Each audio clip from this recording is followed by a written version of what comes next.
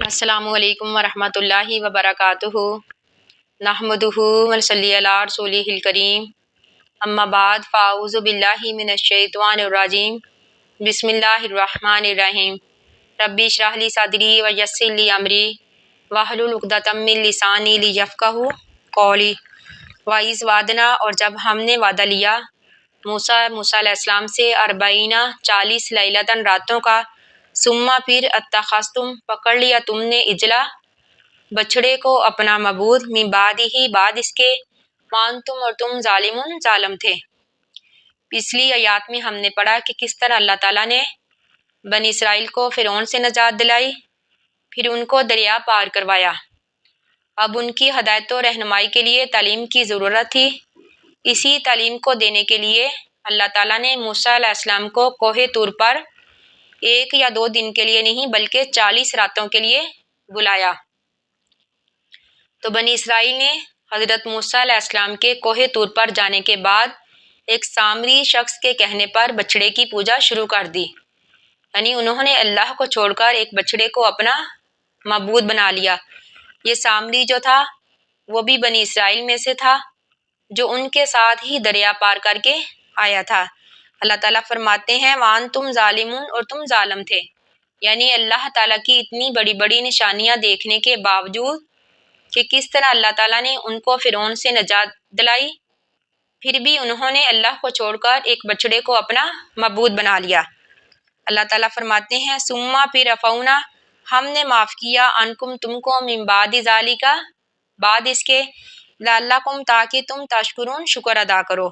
وَإِذْ اور جب اتینا دی ہم نے موسیٰ علیہ السلام کو الکتاب کتاب یعنی تورات، والفرقان اور فرقان کا مطلب حق اور باطل کے درمیان فرق کرنے والی، لعلکم تاکہ تم تہتدون ہدایت پا جاؤ۔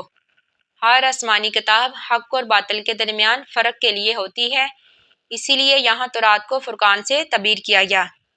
وَإِذْ قَالَ اور جب کہا موسیٰ علیہ السلام نے لِقَوْمِهِ اپنی قوم سے، یا قومی اے قوم، اِنَّکُم بے شک تم نے ظلم کیا، انفسکم اپنے نفسوں پر، بِاتِّخَاذِکُمُ الْعِجْلَ بچھڑے کو معبود بنا کر، فَتُوبُوا پس توبہ کرو، إِلَىٰ بَارِئِکُم اپنے رب کی طرف، فَاقْتُلُوا قتل کرو، أَنفُسَکُم اپنے نفسوں کو، ذَالِکُم یہ خیرٌ بہتر ہے، لَکُم تمہارے لیے، عند بارئکم تمہارے رب کے نزدیک، فَتَابَ عَلَیکُم پس اللہ نے توبہ قبول کی تمہاری، إِنَّہُ بے شک وہ اللہ تعالیٰ هُوَ التَّوَّابُ الرَّحِیم وہی توبہ قبول کرنے والا مہربان ہے۔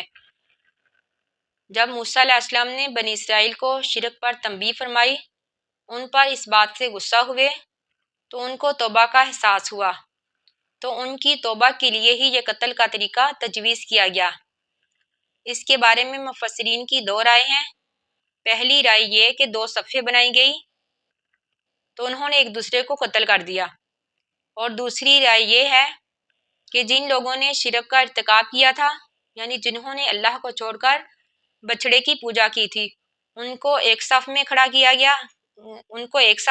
کیا، اور دوسرے جو کہ شرک سے محفوظ رہے تھے ان کو دوسری صف میں کھڑا کیا، پھر ان کو حکم دیا، یعنی جو شرک سے محفوظ رہے تھے ان کو حکم دیا کہ شرک کرنے والوں کو قتل کر دو۔ اس طرح قتل ہونے والوں کی تعداد 70,000 بتائی جاتی ہے۔ اسی طرح انہوں نے ایک دوسرے کو قتل کر دیا۔ اللہ تعالیٰ سے دعا ہے کہ اللہ تعالیٰ ہمیں شرک جیسے گناہ سے محفوظ رکھے، کیونکہ اللہ تعالیٰ قرآن پاک میں ارشاد فرماتے ہیں ان اللہ لا یغفر ان یشرک بہ ویغفر ما دون ذلک، کہ اللہ تعالیٰ شرک کو معاف نہیں کریں گے بلکہ شرک کے علاوہ جو بھی گناہ ہوں گے ان کو معاف فرما دیں گے۔